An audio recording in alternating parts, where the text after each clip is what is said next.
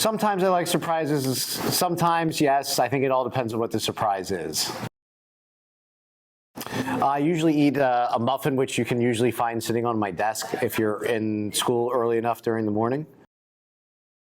My biggest pet peeve is people who lie straight to your face. I'm one of those people that I understand kids and people do stupid things, but especially if I know what you did, like, just don't lie to me if I'm giving you the out. And that is one of my biggest pet peeves. That's a tough one. Snorkeling sounds too lame to be adventurous. So I would say I spent a week in New York doing some of the lakes and that stuff up in New York. So we hit some waterfalls and I slid down this rock like it was a water slide, but it was actually solid rock. So that was pretty adventurous, I would say. That was fun. Ride King to Ka. Seniors have been busting on me for years about riding King to Ka. I'm not afraid of heights. But my fear is that it's going to get to the top and it's going to break down, like it's been known to do on many occasions. So that is why, yes, I would love to ride King to Ka, but I'm just not there yet. There are a lot of things I can't do, and I'm probably one of the few people who will actually admit that, but I'm going to go at this from a sports side. While I enjoy college basketball, I am about the most terrible basketball player you will ever find on the face of the earth. When I do a layup, even the non-athletes cringe at how bad it looks. So Coach Sands, you do not want to recruit me for your basketball team. Best piece of advice I've received, especially depending on the situation, is just keep your head down and your mouth shut. You can't get into trouble when you aren't talking.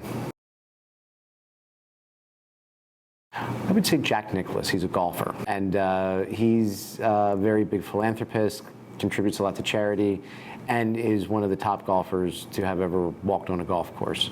So just think it would be awesome to have dinner with him and just talk about all of his stories with the things that he has seen and the people that he has played golf with over his life. Believe it or not, I would not want to be famous. And I know a lot of people want their celebrity status. I actually run away from the celebrity status. One of the things that every student government president will tell you is that they are told that they are never to speak my name in public, because that is how much I do not want to be a part of celebrity. I do what I do because I like to do it. I don't like to get praised for it. I do it because it needs to get done. So no, I'll pass on being a celebrity. I always rehearse what I'm going to say, and here's the reason why. Because if not, I'm going to get partway through that conversation, think I know what I'm going to say, and draw a blank, and either become silent or stumble over a lot of words. So it's always nice to rehearse anything that you're going to say, especially when you're speaking in public, or a phone call like to parents as to why their child is failing your class.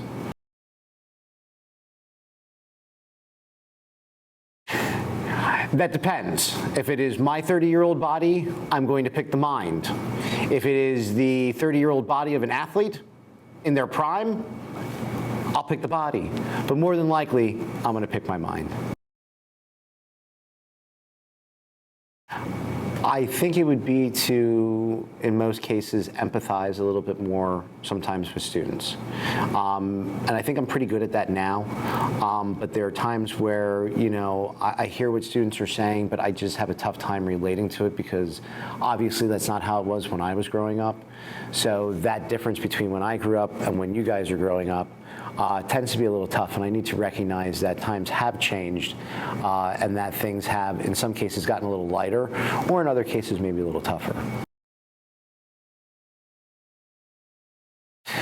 I really don't think I'd want to know anything with that, and here's the reason why. Because then, there's a course that we all take, and it's full of surprises. So if you know what the ending is, it's not quite as much fun on the adventure. So while there are things that I would love to know, am I ever going to get married? Am I ever going to have kids? Am I ever going to win the lottery? When am I going to make $1 million? I would love to know those things, but at the same time, it also kind of ruins the surprise a little bit. I think the greatest accomplishment of my life, and I know this is going to sound lame when I say this, but I think the greatest accomplishment in my life is being able to see my students walk across the stage at graduation. And it sounds dumb, but it's an achievement that a lot of people don't get to have, that you actually helped contribute to this person and their success in life. And by doing that, it makes me feel good about myself. You know, I could say, you know, painting a house or building a car from scratch or this or that, but it's not the fulfillment, you know, seeing that kid walk across the stage, seeing that kid then come back and say, hey, Mr. Bailey, you know, thank you for this, or even if they don't thank you, even if you never talk to them again, just the impact that you know that you may have had on them or the impact that they have had on you. Probably not, because obviously if I'm dying suddenly, I can't control it. So why try to alter something that you can't control anyway? So would I live my life differently? Maybe I'd be a little friendlier to people, try to be a little more open. Not that I'm not friendly as you know, now, but maybe not take things as personally and try to carry a little less stress. Best thing that has happened to me so far this year. Well, we're back for another school year and everything's safe and sound so far. So that's always a positive. But in terms of the best thing that has happened to me, I think just, you know, being able to spend another year at Daniel Boone, being able to spend another year with my family, my friends, and my students. You know, I'm a pretty simple guy, and if I have that, I'm completely fine with that. The one goal I would really like to achieve is I really, really want to travel to Europe. And everyone else that I've talked to has said, why would you want to go to Europe? Let's just go back to the Caribbean. I like that idea, but again, as a history nerd, and I'm well aware that I am a history nerd, seeing Europe and, you know, the battlefields of World War I, the battlefields of World War II, where, you know, Europe is where, I don't want to say where civilization began, but when we talk about the Western world, that is where all of our stuff came from. So it'd be nice to kind of take that adventure through and see what things look like. Yeah, I think it would be an adventure, or a safari in Africa. Well, obviously basketball, as we already said, that I stink at that. But something that I could be good at. I would say my use of technology. While I can use technology, and I'm not a technology idiot, there are definitely things that I can do better with technology and things that I can grow on. As people know, I am not a social media person. I'd like to be a social media person, but it scares me. So if I was a little bit better at it and navigating and understanding how everything works, I don't think I'd be quite as scared. But that's why I have students to help me become unscared. I would make a documentary about Daniel Boone High School. In fact, it wouldn't be a documentary. I think it would be a TV show. Now, maybe it would be a drama, maybe it would be a comedy, but I think we would make for some good television viewing. My middle name, my full name is Jeffrey Allen Bailey, and I'm actually named after my great-grandfather, Alan Schellenberger, who was a lieutenant colonel in World War II. It was, like I said, it was my great-grandfather, and he actually ended up, I was the first and only great-grandchild that he was able to see because he passed away shortly after I was born. So that was a unique kind of thing, and yeah, that's not why I was named after him, but it has a little more meaning because of that. The title of my autobiography, well, I think there's a couple. It would be something like The Crazy Life of BDB, or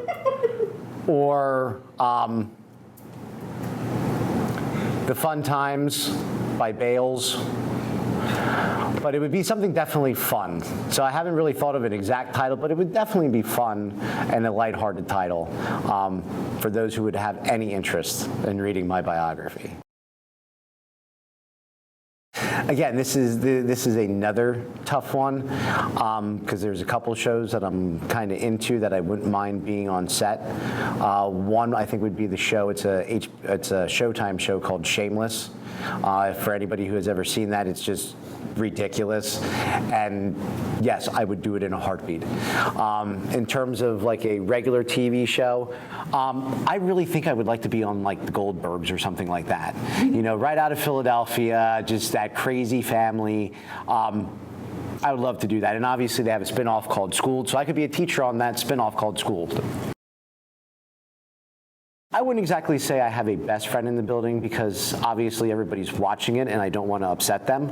So the one person that I will say, and Sarah, could you grab me that picture real quick, please? My one best friend that I can say who was with me for a long period of time was this gentleman. His name is Mr. David Lugar. And I got to give him a shout out because he's the only person who, when we wore these for our school pictures, wore it on the outside as it looked like a bib. You're supposed to wear them in your shirt, not outside of your shirt. But yes, Mr. Lugar and I were very close. And obviously I'm very close with a lot of other teachers, but I don't necessarily want to single anybody out for my own health and welfare. Actually, the weird part about it is I'm actually friends with the majority of the people in the building. Like, even though we may not be best friends and we hang out, we're acquaintances, we always talk to each other, and part of that reason is the same thing I tell my students, you know. Just because you are who you are doesn't make you any better or any worse than anybody else. And that's why I'm friends with everybody from my fellow teachers, down to the secretaries, to the custodial staff, to the cafeteria workers. Now, granted, I know for a fact there are one or two people out there who are not particular fans of me, and that's okay. That's okay. And maybe I may not be particular fans of them either. But what I pride myself on is being at least cordial for the most part.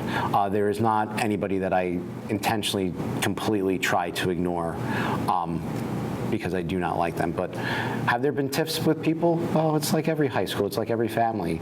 You know, you have growing pains along the way, and do you get angry at each other? Absolutely. Do you suck it up and deal with it and you get over it? Absolutely. There are lots of people I'm intimidated by because really I get bullied by everybody in the building.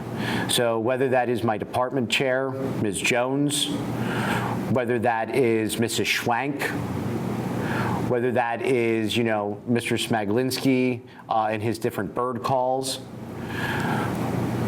So yeah, there's always a sense of intimidation. Mrs. Werner and her evil empire of the New York Yankees. All intimidating. Mr. Major, even Mr. Tothrow. Mr. Tothrow, you know, intimidates because I don't know, maybe he's in his lab and he's blowing something up.